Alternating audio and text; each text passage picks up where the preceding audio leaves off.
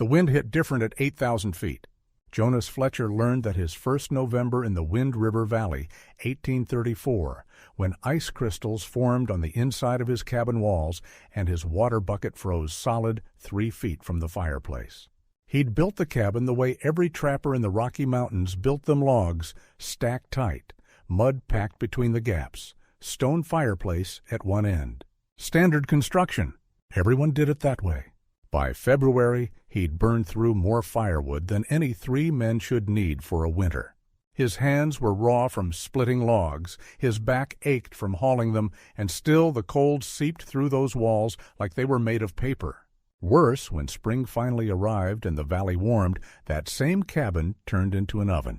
The thick log walls that couldn't hold warmth in winter somehow trapped every bit of summer heat, making sleep impossible and turning the interior into a sweatbox. Jonas wasn't alone in this problem. Every trapper, settler, and frontiersman building cabins in the mountains faced the same brutal reality. The standard cabin design that worked reasonably well in the lowlands and eastern forests became nearly unlivable in the extreme temperature swings of the high country. Summer days could hit 90 degrees. Winter nights dropped to 30 below.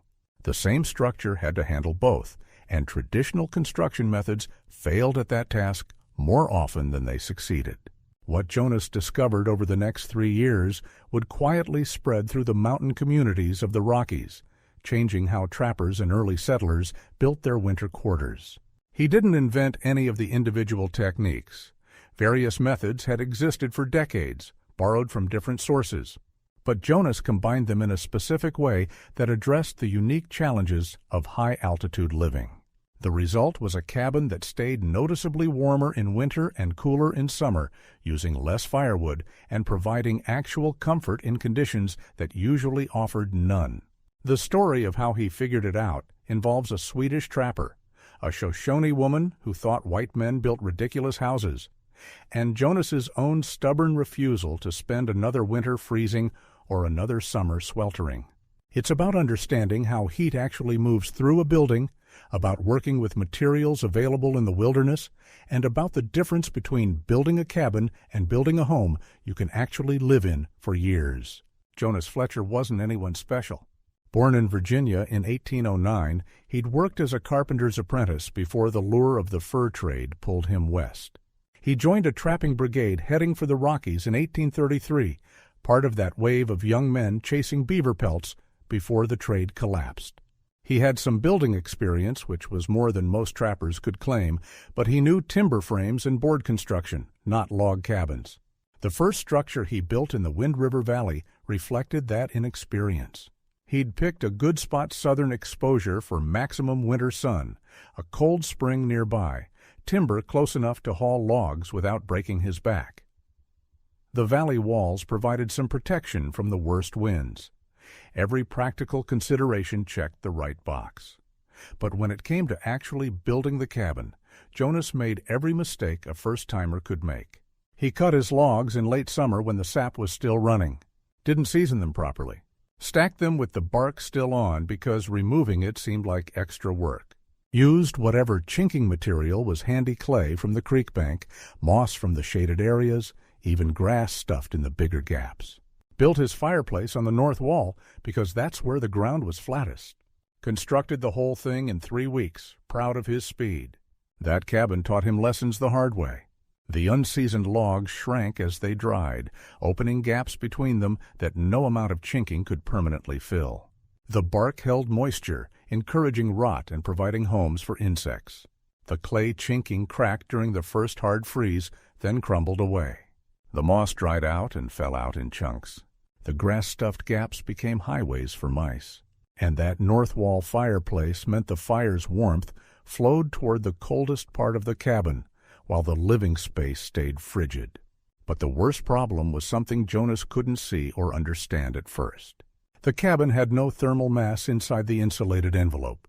The stone fireplace sat against the outer wall, so half its warmth radiated uselessly to the exterior. The log walls themselves conducted heat away faster than the fireplace could replace it. On the coldest nights, Jonas could literally watch frost creep across the inside of the walls despite keeping the fire roaring. Come summer, those same walls absorbed the day's heat and released it all night long, making sleep impossible. Jonas spent that first winter burning 4 cords of wood a month, 3 times what it should have taken. He spent the summer sleeping outside on the ground because the cabin was unbearable. He knew something was fundamentally wrong with how he'd built the place, but he couldn't figure out what.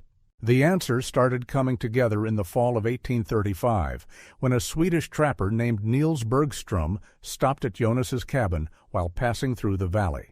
Niels had been in the mountains since the early 1820s, one of the old-timers who'd seen everything and survived it all. He looked at Jonas's cabin with the practiced eye of someone who knew exactly what he was seeing. "You're cold here," Niels said. It wasn't a question. Jonas didn't bother denying it.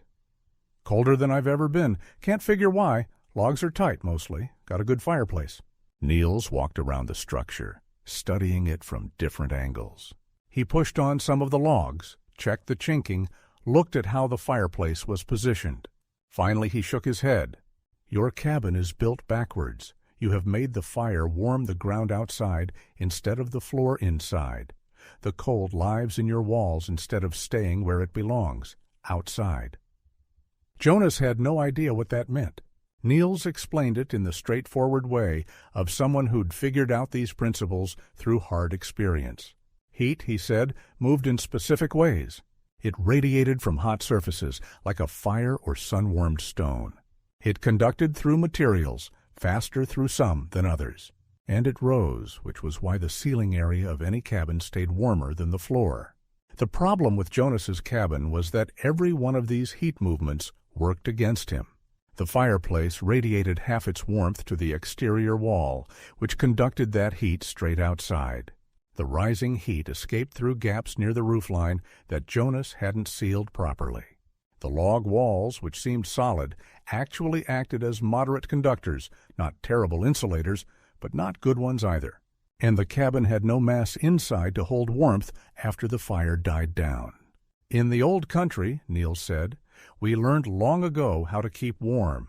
You build the heat storage inside the house, not outside. The fireplace must be in the center, or at least not touching the outer walls. The mass of stone must be surrounded by the warm air, so it holds that warmth and gives it back slowly through the night." He went on to explain that the best cabins he'd seen in the Rockies were built by trappers who'd learned from their mistakes, usually after suffering through multiple winters.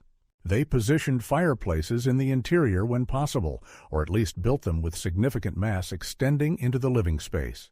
They used double-wall construction in the coldest areas, 2 layers of logs with packed earth or moss between them for insulation. They sealed every gap with proper chinking, using materials that wouldn't crack or fall out. And they built with properly seasoned logs that wouldn't shrink and open new gaps. Jonas listened carefully. He'd already started planning his second cabin, to be built before the next winter arrived. Everything Niels told him contradicted the standard wisdom he'd followed before, but that standard wisdom had left him freezing and miserable. He decided to try something different. The second piece of knowledge came from an unexpected source. That same autumn, a Shoshone woman named Morning Crow came through the valley with her husband, a French-Canadian trapper named Baptiste Moreau. They stopped at Jonas's cabin to trade, and Morning Crow took one look at his setup and laughed. "White men build cold houses," she said in the mixture of Shoshone, French, and English that served as the common language of the mountain trade. "You make walls that breathe out warmth like old man breathes out life." Jonas was getting tired of people telling him his cabin was terrible, but he was also smart enough to listen when someone who'd survived winters in this country had advice to offer. Morning Crow explained that her people didn't build with logs the way white trappers did. When they made structures meant to last through winter, they used what she called 2 skins, an inner wall and an outer wall with air or insulating material trapped between them. The principle was simple. Air itself was actually a reasonable insulator as long as it didn't move. Trap air between 2 barriers and it couldn't carry heat away. But if you just had a single log wall, the air on both sides of it was in direct contact with the wood, allowing heat to transfer through constantly. Add a second barrier with trapped air between, and you dramatically reduced that heat transfer. Morning Crow described how her people used bark, hides, or woven mats to create double-layer shelters. She explained how they dug lodges partially underground in the coldest regions, using the earth itself as insulation. And she mentioned something Jonas hadn't considered, that a structure could be designed to work with the seasons, staying warm in winter and cool in summer, if you understood how the sun moved and how air flowed. In summer, she said, you want the hot air to leave. Make openings high where the hot air goes. Make shade on the sunny side. In winter, you close the high openings.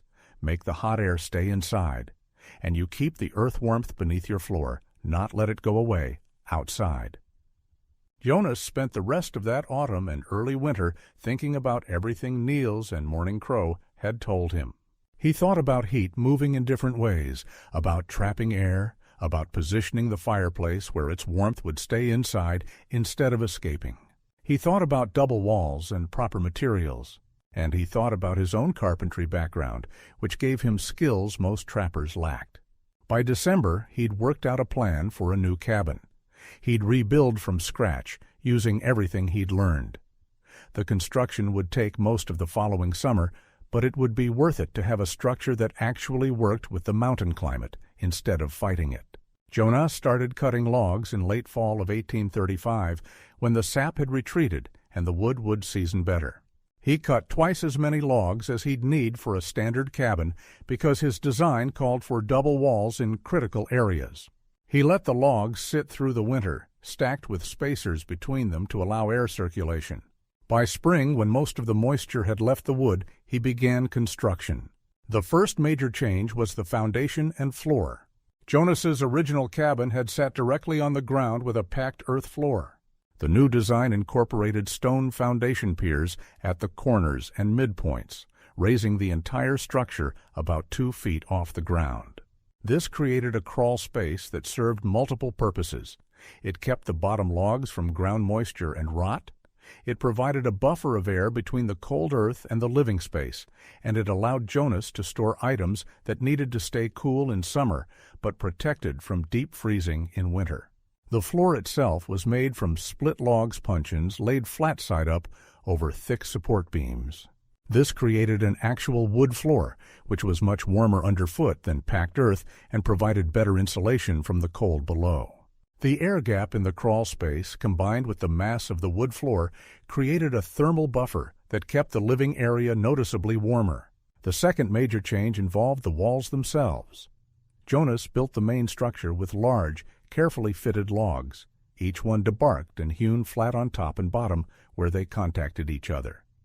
This was more work than using round logs, but it created much tighter joints with fewer gaps to chink. But he didn't stop there. For the north and west walls, the sides that faced the prevailing winter winds, Jonas built a second wall 2 feet inside the main wall. This inner wall was made from smaller logs, also hewn flat. The 2-foot gap between the walls was filled with a mixture of materials, dried moss at the bottom, then a thick layer of dry leaves and forest stuff, then more moss, then a final layer of clay mixed with grass. The idea was to create multiple layers of trapped air and insulating material. The east and south walls didn't get the full double wall treatment because they faced the winter sun and less severe weather. But Jonas did chink these walls much more carefully than his first cabin, using a specific recipe he'd developed. The base layer was small split wood pieces, wedged tightly into the gaps. Over this went a mixture of clay, sand, and cow hair. He'd traded for a bag of hair trimmings from a settler's ranch down valley. The hair reinforced the clay, preventing cracks. The sand added structure, and the clay provided the seal. But Jonas added one more element to his chinking recipe: lime. He'd learned from another trapper that mixing a small amount of lime into clay chinking made it more resistant to water damage and cracking. The lime created a mild chemical reaction that hardened the mixture and made it more durable. Jonas didn't understand the chemistry, but he understood results. His chinking, with its wood backing and lime-enhanced clay-sand-hair mixture, proved remarkably durable through temperature swings and weather.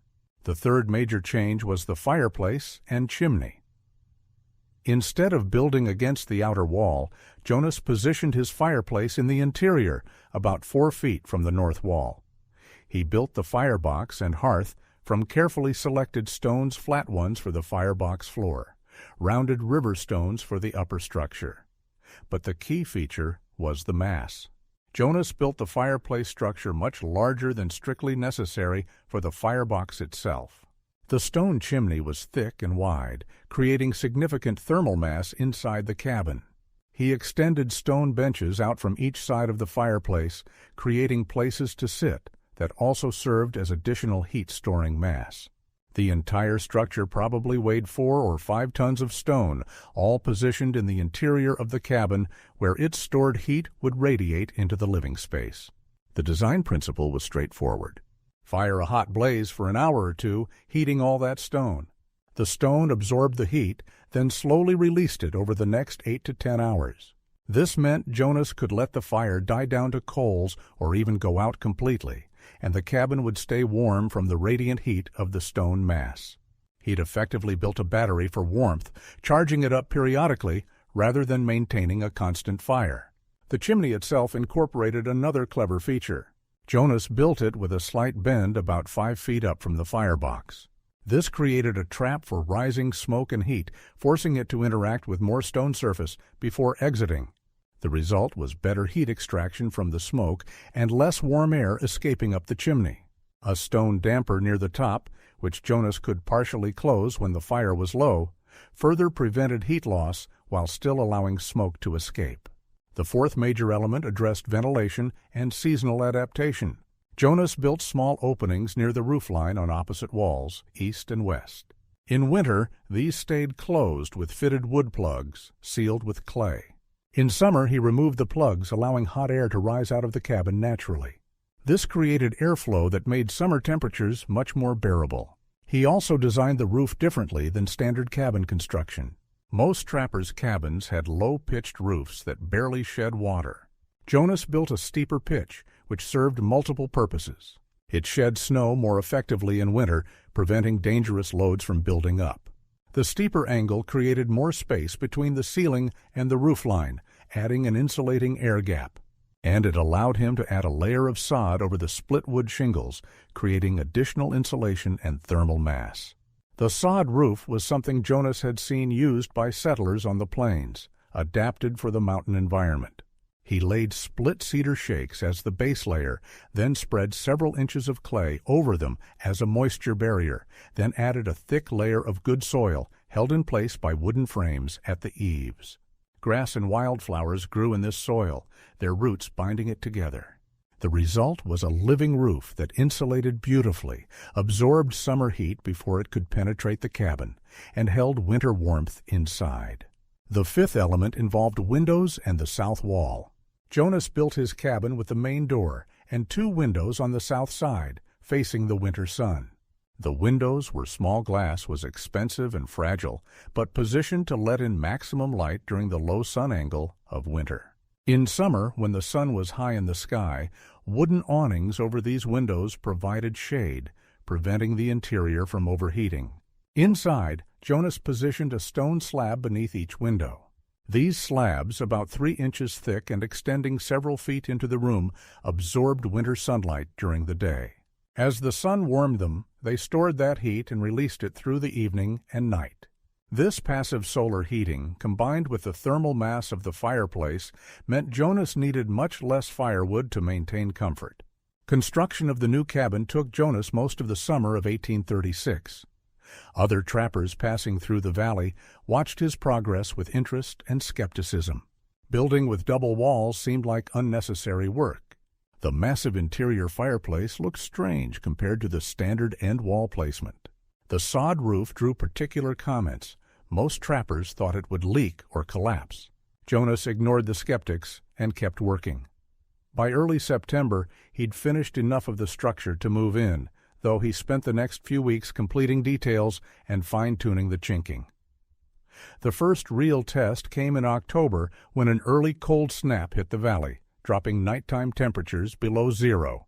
Jonas lit his fireplace in the afternoon, building a hot fire that ran for about 2 hours. The stone mass heated up, radiating warmth throughout the cabin. By evening, when the fire had died down to coals, the interior temperature was noticeably comfortable warm enough that Jonas didn't need his heavy coat, something that had never been true in his old cabin. He let the fire go completely out around midnight and went to sleep. When he woke at dawn, his breath still formed mist, but the cabin was nowhere near as cold as it should have been. The stone fireplace was still warm to the touch. The walls showed no frost on the interior. The temperature had dropped certainly, but much more gradually than in his old structure. Jonas relit the fire, and within 30 minutes the cabin was warm again. The real test came in January when the deep cold settled in. Temperatures dropped to 30 below for several days running.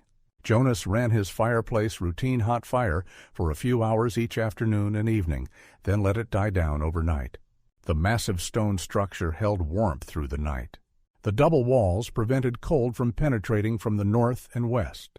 The tight chinking eliminated drafts, and the raised floor kept ground cold from seeping up.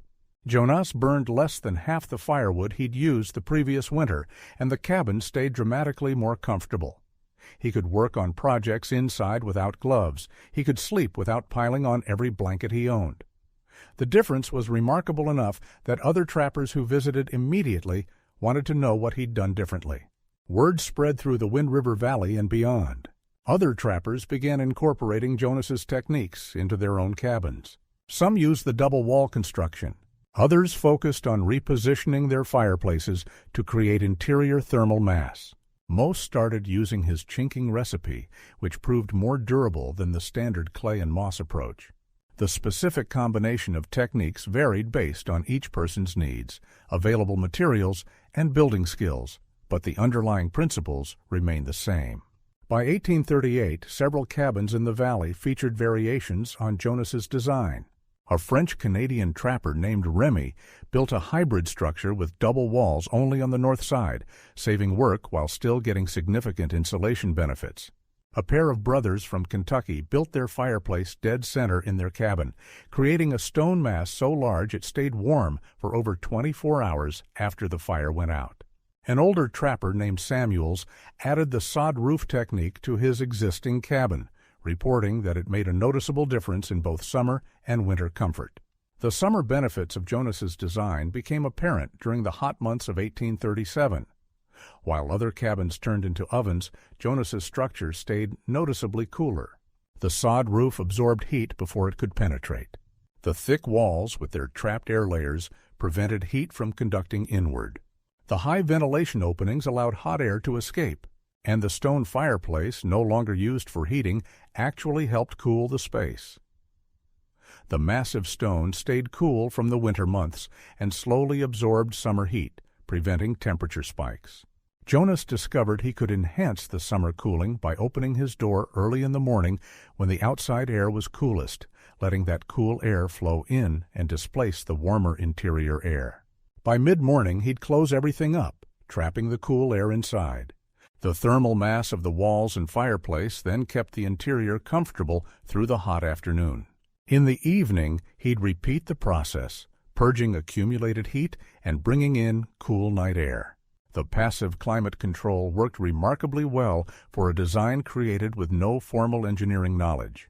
Jonas had simply observed how heat moved, learned from people who'd solved similar problems in different ways, and combined those lessons into a functional design.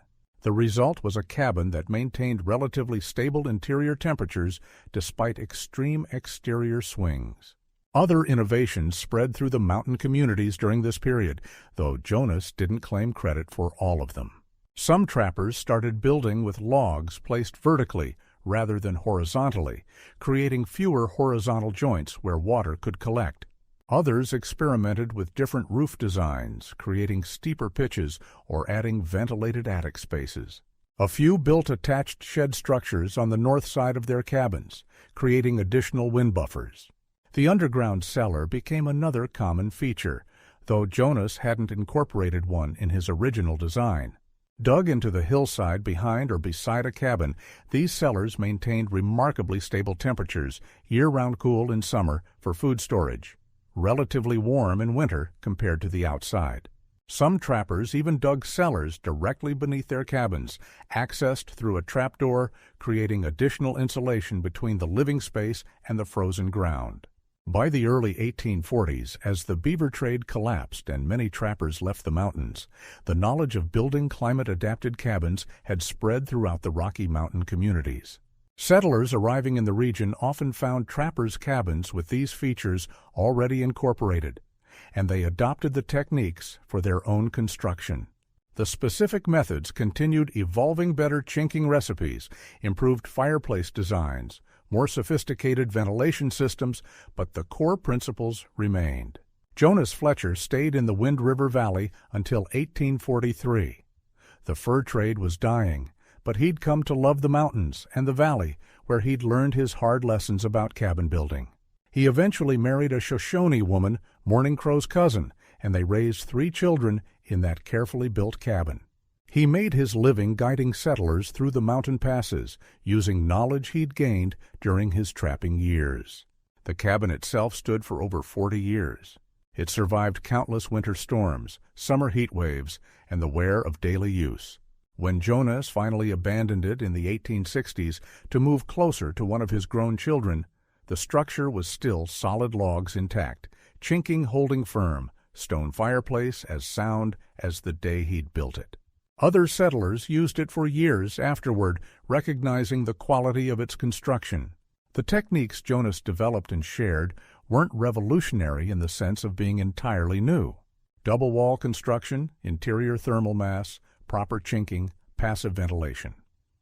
All these methods existed in various forms throughout different building traditions.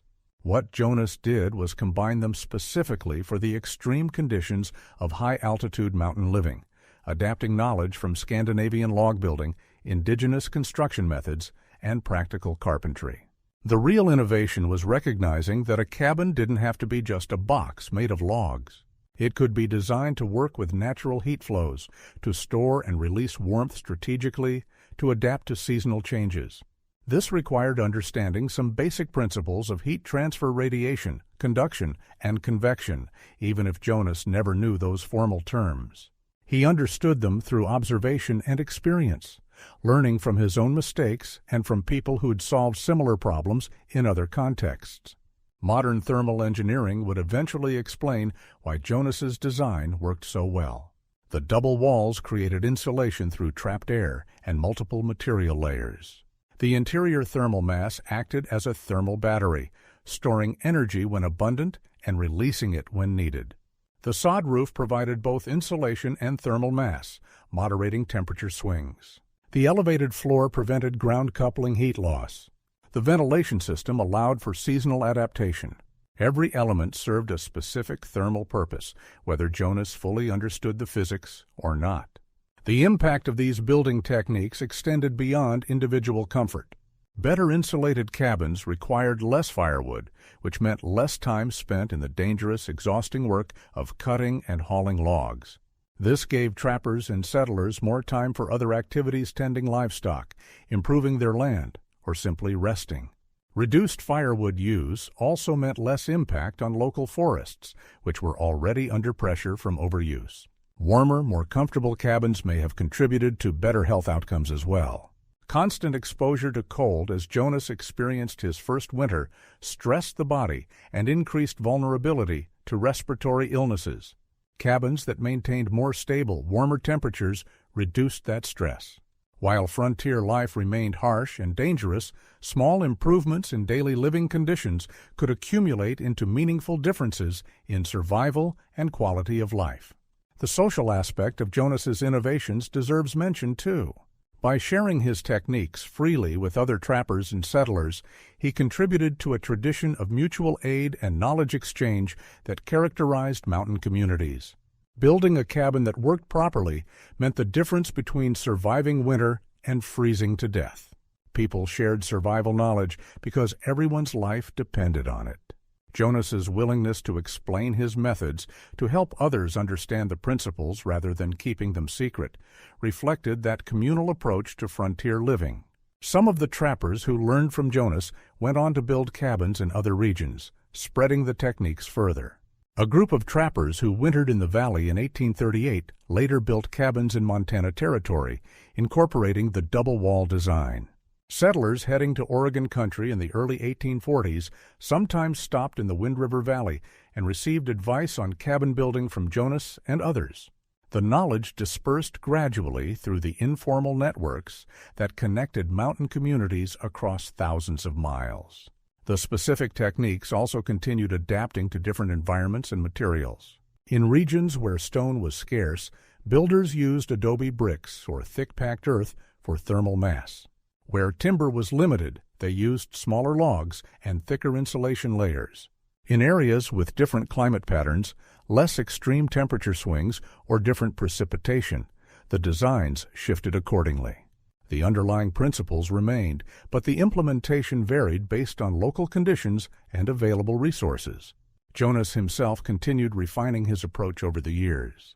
He added a small attached greenhouse on the south side of his cabin in the late 1830s, using it to extend his growing season for vegetables and provide additional passive heating in winter. He experimented with different chinking materials, eventually settling on a recipe that included small amounts of tallow for water resistance. He built a second stone fireplace for summer cooking, located outside to prevent heating the cabin unnecessarily in hot weather. By the time Jonas was in his 50s, his cabin had become something of a showpiece in the valley. Visitors often commented on how comfortable it was compared to other structures. Some tried to buy it from him, but Jonas always declined. He'd put too much work into the place, learned too many lessons from it, to give it up. The cabin represented not just shelter, but accumulated knowledge and experience. The broader context of cabin design in the American frontier shows that Jonas's work was part of a larger evolution in building practices. Throughout the 1800s, settlers and builders gradually developed better methods for creating comfortable, durable structures in challenging environments. The rapid westward expansion meant people were constantly building in new climates and with unfamiliar materials, forcing adaptation and innovation. Regional variations in cabin design reflected different environmental challenges. In the Pacific Northwest's wet climate, builders focused on preventing moisture damage with steep roofs and raised foundations. In the hot, dry Southwest, thick adobe walls provided thermal mass and insulation. In the Great Plains, where timber was scarce, settlers built sod houses using the earth itself as both structure and insulation.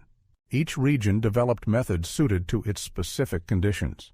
Jonas's contribution was specific to high-altitude mountain environments with extreme temperature swings and long, cold winters. His techniques addressed those particular challenges effectively without requiring expensive materials or advanced tools. The design could be built by a single person with basic carpentry skills over the course of a summer. This accessibility meant the techniques spread readily among trappers and settlers who needed practical solutions, not elaborate construction.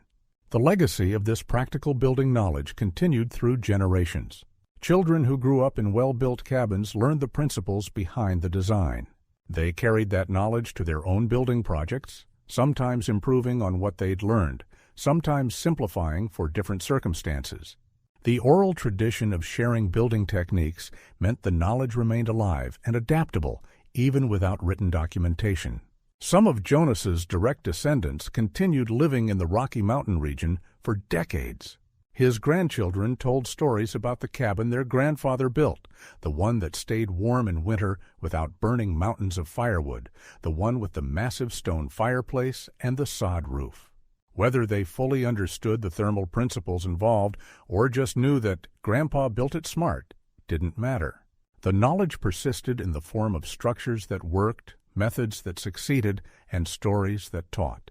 The transition from the trapping era to settled agriculture in the 1850s and beyond brought new approaches to building, but many of the lessons from the trapping days remained relevant.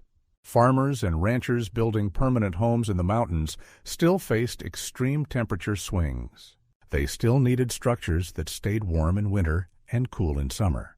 The specific techniques evolved. Sawmills made dimensional lumber available, manufactured materials provided new options, Better tools allowed more sophisticated construction, but the fundamental principles of working with climate, rather than fighting it, remained applicable.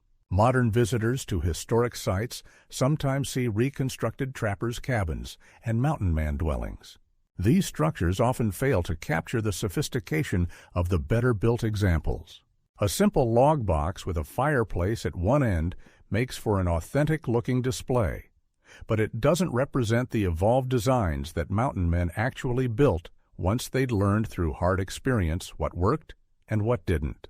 The difference between a first-year trapper's cabin and the structure he'd build after 5 years of mountain winters was dramatic. Jonas Fletcher's specific cabin, that carefully crafted structure in the Wind River Valley, eventually fell into disrepair after being abandoned in the 1860s. Weather and time took their toll. The sod roof collapsed first, then the exposed wooden structure began to deteriorate. By the early 1900s, only the stone fireplace remained standing, a monument to the part of the structure that had been built to truly last. Even that was eventually buried by shifting soil and growing vegetation. But the knowledge Jonas developed and shared persisted long after the physical structure vanished. Trappers, settlers, and mountain dwellers across the Rockies continued using techniques that traced back, in part, to hard lessons learned in that valley in the 1830s. The specific attribution was lost. Few people decades later knew where certain building methods had originated, but the methods themselves continued working, which was all that mattered. The story highlights something important about innovation and knowledge sharing in frontier settings. Major breakthroughs didn't always come from professional builders or trained engineers. Sometimes the most valuable innovations came from observant people willing to learn from mistakes, listen to diverse knowledge sources, and experiment until they found better solutions. Jonas's combination of Swedish log building principles, indigenous construction knowledge, and practical carpentry created something more effective than any single tradition alone. It also demonstrates how environmental challenges forced adaptation. Jonas's first cabin would have been adequate in many environments. In the extreme conditions of the Wind River Valley at 8,000 feet, it was barely livable. The specific circumstances demanded better solutions, pushing Jonas to think creatively and combine different approaches. Necessity drove innovation, as it so often does. The fundamental lesson from Jonas Fletcher's work, that buildings can be designed to work with climate rather than simply resist it, remains relevant. Modern green building and passive house design follow similar principles. Use thermal mass to store and release heat strategically. Create insulated envelopes to prevent heat transfer. Design for natural ventilation when beneficial. Orient structures to take advantage of passive solar heating. These aren't new ideas. Mountain men in the 1830s understood these principles, even if they expressed them differently than modern engineers. Jonas died in 1881 at the age of 72, having lived far longer than most mountain men of his era. He'd seen the beaver trade boom and collapse. He'd witnessed the transformation of the mountain wilderness into settled territory. He'd watched railroads cut through valleys where only game trails had existed. Through all those changes, he remembered those early winters in the Wind River Valley, learning the hard way how to build a cabin that actually worked. In his later years, Jonas sometimes guided young builders who asked for advice on cabin construction. He'd share what he'd learned, explaining about double walls and thermal mass, about proper chinking and seasonal ventilation. Some listened carefully. Others nodded politely and built whatever was quickest and easiest. Jonas didn't worry about it. He'd learned that people had to be cold enough times, had to burn enough extra firewood before they'd put in the effort to build properly. But for those who did listen and apply the principles, the reward was immediate and lasting. A cabin that stayed warm in winter without burning excessive firewood. A structure that remained cool in summer without requiring constant attention. A home that worked with the environment rather than fighting it. That was the real innovation understanding that a building could be more than just shelter from the elements. It could be a tool for managing climate, creating comfort, and making survival a little bit easier. The techniques Jonas Fletcher developed and shared represented accumulated wisdom from multiple sources, adapted to specific conditions through trial and error. They weren't perfect solutions. No building method is, but they were significantly better than the standard approach most trappers used. And that improvement, multiplied across dozens or hundreds of cabins, across years of winters and summers, represented a meaningful advancement in frontier living conditions. The mathematical reality of the improvement was straightforward, even if Jonas never calculated it precisely. His first cabin, burning 4 cords of wood per month during winter, required roughly 24 cords for a 6-month heating season. At the rate of 1 cord per day of hard work cutting and hauling, that represented 24 days of dangerous, exhausting labor. His improved cabin, using roughly 1.5 cords per month, needed only about 9 cords for the same period 9 days of work instead of 24. That 15-day difference could be spent hunting, trapping, improving the homestead, or simply resting. The fuel efficiency also meant less deforestation around the cabin. Areas where trappers and settlers clustered often showed heavy impact on local forests from everyone cutting firewood. Cabins that used less wood reduced that pressure slightly. Over time, across multiple cabins, the cumulative impact was noticeable. Forests closer to settlements lasted longer. People didn't have to travel as far to find adequate timber. The relationship between building efficiency and environmental impact, though not discussed in those terms at the time, was real. Other trappers and mountain men who visited Jonas's cabin often wanted to know exact specifications. How thick should the double wall be? How much thermal mass in the fireplace? What proportions for the chinking mixture? Jonas always gave approximate answers because he'd learned that exact specifications mattered less than understanding the principles. A double wall could be 18 inches or 30 inches, depending on available materials and time.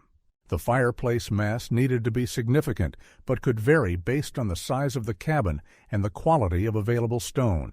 The chinking recipe could adapt based on what materials were actually available. This flexibility was crucial for spreading the techniques. If Jonas had insisted on exact specifications that required specific materials or measurements, fewer people could have adopted his methods.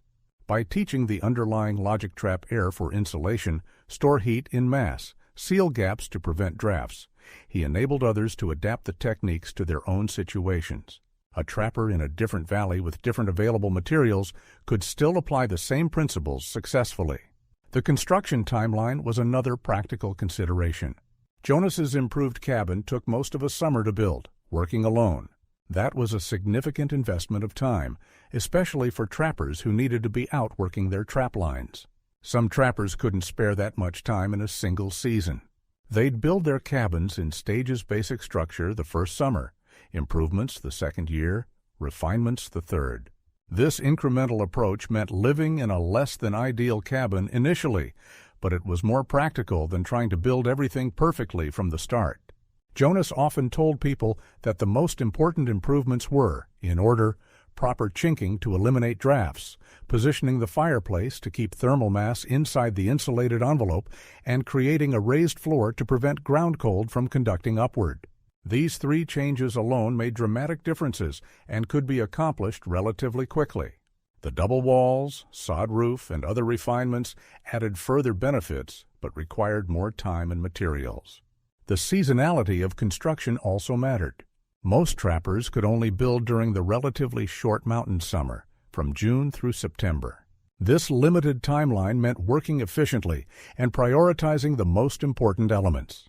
Jonas recommended starting with the foundation and floor, then the walls, then the roof, getting the structure weathertight before winter arrived. Refinements like improving the chinking or adding the sod layer to the roof could happen the following summer if necessary. Tool requirements were minimal, which helped spread the techniques. A good axe, a saw, an auger for drilling, a draw knife for shaping wood, and a shovel covered most needs. These were tools any trapper would already own. No specialized equipment or expensive materials were required. The stone for the fireplace came from nearby creeks or hillsides. The logs came from surrounding forests. The chinking materials clay, sand, moss, grass were freely available. Even the lime, the one potentially hard-to-get ingredient, could be substituted with other materials if necessary. The knowledge sharing happened informally through the trapper community. Rendezvous gatherings, where trappers met annually to trade furs and resupply, became venues for exchanging building techniques, along with stories and news. A trapper who'd built an improved cabin would describe what he'd done. Others would ask questions, discuss modifications, debate the merits of different approaches. The information spread through this oral network, adapting and evolving as it moved from person to person and region to region. Women in the mountain communities often contributed their own knowledge to building design, though historical records rarely documented their contributions. Native American women like Morning Crow understood principles of thermal management from their own building traditions. Settler women brought knowledge from their Eastern or European backgrounds. The wives of trappers and settlers frequently had practical insights about what made a cabin actually livable: kitchen layout, storage needs, light requirements, ventilation. These considerations influenced design decisions even if they weren't discussed as explicitly as the technical aspects of insulation and heating. The children growing up in these improved cabins experienced a different frontier childhood than those in poorly built structures. Being warm enough to sleep comfortably, having space inside to work on projects during winter months, living in a structure that didn't require constant maintenance. These small improvements in daily life conditions had cumulative effects on health, education, and general well-being. Children could practice reading or arithmetic inside during winter instead of huddling under blankets trying to stay warm. This educational opportunity, seemingly minor, represented a real difference in life outcomes. By the mid-1840s, as the Oregon Trail brought increasing numbers of settlers through the mountain regions, some emigrants stopped to learn from the trappers and mountain men who'd been living there for years. Building techniques developed for trapping cabins influenced the construction of early settler homes along the trail and in Oregon country. The knowledge moved west with the wagon trains carried by people who'd spent a winter or two in the mountains and learned what worked. The transition from single trappers' cabins to family homesteads brought new considerations. Larger structures needed different approaches to heating and insulation. Multiple rooms required thinking about how heat moved through interior spaces. Growing families needed more space but faced the same constraints on firewood and building materials. The basic principles Jonas had worked out still applied, but they scaled up and adapted to new circumstances. Some settlers built what amounted to expanded versions of trappers' cabins, the same double-wall construction and interior thermal mass, but in a larger footprint with multiple rooms. Others built more conventional structures but incorporated specific elements, like improved chinking or raised floors. The techniques became part of the broader vocabulary of frontier building, mixed in with knowledge from other sources and traditions. The economic aspects of better cabin design rarely get discussed, but were significant. A cabin that used half as much firewood represented real cost savings in terms of labor. A structure that lasted longer without major repairs meant less time and materials spent on maintenance. A warmer, healthier living space potentially reduced medical expenses and lost work time from illness. While frontier people rarely calculated these costs precisely, they understood intuitively that a well-built cabin was an investment that paid returns over years. The satisfaction of living in a structure that actually worked well shouldn't be discounted either. After years of fighting with a cabin that stayed cold and drafty, the experience of warmth and comfort represented a real quality of life improvement. Jonas mentioned in letters to family back east that his improved cabin felt like a real home rather than just a shelter. That psychological difference, the ability to relax and feel comfortable in your own space, had value beyond simple survival. The technical knowledge also represented a form of wealth that could be shared or traded. A trapper known for building good cabins might help others with their construction in exchange for other goods or services. Settlers new to the mountains would seek out experienced builders for advice. The knowledge had social currency, creating relationships and obligations within the community. Jonas helped several younger trappers improve their cabins over the years, building friendships and alliances that proved valuable in the isolated mountain environment. The story of Jonas Fletcher's cabin innovations also illustrates how historical knowledge gets lost and rediscovered. By the early 1900s, as modern construction techniques and materials became standard, many of the specific methods developed by mountain men were forgotten. Later generations interested in historical building sometimes had to rediscover principles that trappers in the 1830s had understood perfectly well. The knowledge cycle innovation, adoption, routine use, eventual loss, rediscovery played out over decades. Modern reconstruction efforts at historical sites sometimes miss these sophistications. A mountain man cabin built for tourists often represents the most basic construction because builders assume that's what trappers used. The evolved, refined techniques that made mountain living actually sustainable get overlooked. This creates a misleading impression of frontier life as more primitive than it actually was. The best frontier builders were sophisticated problem solvers who developed effective solutions to real challenges. The environmental knowledge embedded in these building techniques deserves recognition. Understanding how cold air pools in valleys, how wind patterns affect building sites, how sun angles change with seasons, how moisture moves through materials. All this represented detailed observation of natural patterns. Mountain men like Jonas developed this knowledge through direct experience, learning to read the environment and work with it rather than against it. The contrast between Jonas's two cabins, the first built quickly using standard methods, the second built carefully using refined techniques, demonstrates the value of learning from failure. His first winter was miserable, but it taught him what didn't work. His willingness to acknowledge mistakes and try different approaches led to eventual success. This pattern repeated across the frontier as people learned through experience what building methods succeeded in their specific environments. The legacy of these building innovations extended into the 20th century through what's sometimes called vernacular architecture buildings designed and constructed by their users rather than professional architects.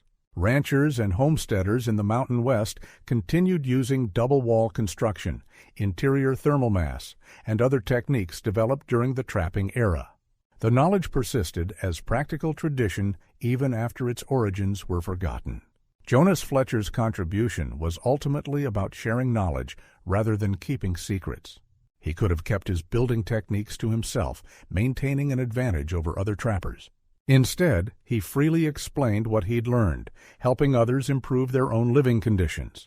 This generosity reflected the cooperative ethic necessary for survival in the harsh mountain environment. When everyone's cabins worked better, everyone was safer and more likely to survive the winter. The story ends not with Jonas's death in 1881, but with the ongoing use of principles he helped develop and spread. Modern builders interested in energy-efficient, climate-responsive design rediscover many of the same techniques. Passive solar design, thermal mass, insulation strategies, natural ventilation.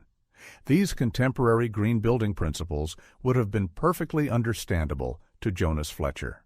He might not have used the same terminology, but he understood the concepts through direct experience. The fundamental insight remains valuable. Buildings should be designed to work with their environment rather than simply resisting it. Understanding how heat moves, how materials behave, how seasons change, and how natural forces interact. These principles enable creating structures that are more comfortable, more efficient, and more sustainable. Jonas Fletcher learned these lessons the hard way, freezing through a Rocky Mountain winter in a poorly built cabin. His willingness to observe, experiment, learn from others, and share what he discovered created knowledge that spread through the mountain communities and influenced frontier building for generations.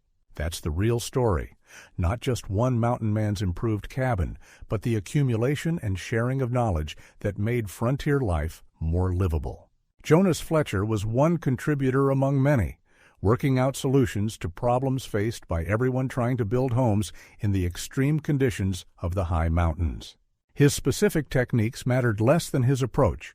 Observe carefully, learn from mistakes, combine knowledge from different sources, understand underlying principles rather than just following procedures, and share what you learn so others can benefit.